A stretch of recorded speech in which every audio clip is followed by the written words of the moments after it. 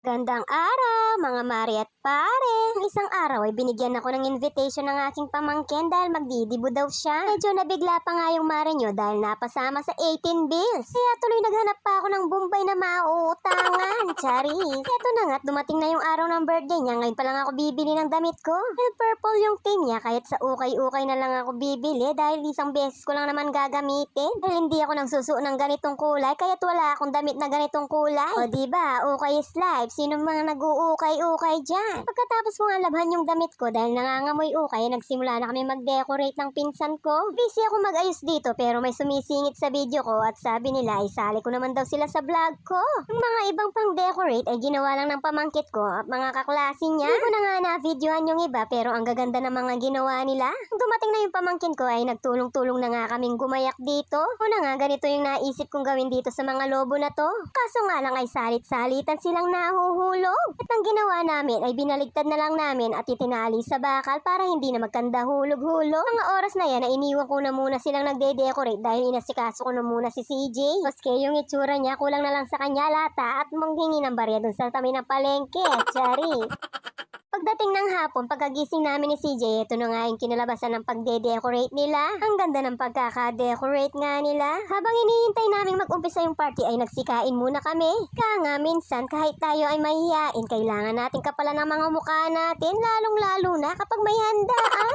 Kuradong maraming relate dyan, nawawala yung hiya kapag may handaan. Pag hindi pa nga nag-uumpisa yung party ay pinicturean ko muna tong mga junakis ko. Maya-maya lang yan ay marami na magpapapicture dyan at itong si JJ baka mamaya ay marumi na yung damit niya. Siyempre hindi naman magpapahuli tong si Mudra at tong mga tito ko sa pagpipicture. Siyempre pati yung mga pinsan ko kaso yung iba hindi ko mahagilap. Heto na nga't mag-uumpisa na yung party. Tapos kayo yung mga anak ko inihintay lumabas yung ate nila. Nung pagkalabas niya ang daming na-amaze dahil ang ganda-ganda niya at ang ganda pa ng gown niya. Na-amaze ako dahil hindi ko naranasan magdebo ng ganito. Hindi ko man naranasan yung ganito pero papangarapin ko para sa anak ko.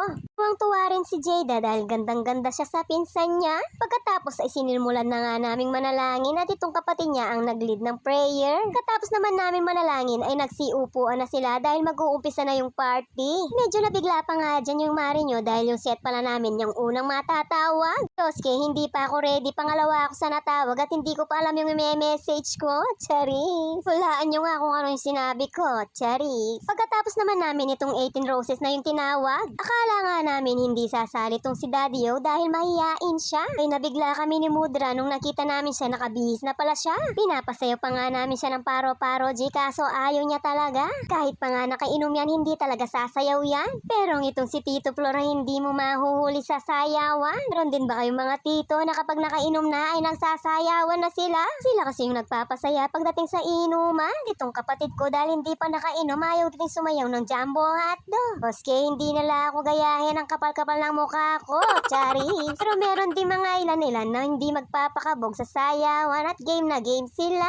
Nalungkot pa nga tong bebe ko dahil nasayang yung forma niya. Proxy sana niya yung tito niya, ang kaso nga lang hindi natawag yung pangalan niya, nalampasan yata. Bago naman umpisahan yung 18 candle ay nagbihis muna tong pamangkin ko para palitan tong gown niya. O diba, nagmukhang Barbie, talagang kabog na kabog yung mga gown na napili niya. Pagkatapos naman ay isa-isa na nga nag-message tong mga 18 candle. Pagkatapos naman nilang mag-message ay isa-isa na niyang binlow yung mga candle. Sa mga oras na yan ay nagpipicture-picture na sila. Kaya tamang tambay lang muna kami dito ni Mudra habang nagpipicture-picture sila. Medyo natawa pa nga ako sa ginawa kong to mga mare. Yung tipong papabuksan lang ng junakis mo yung juice niya pero may kasama ng pag-inom, muntik ko pa nga maubos.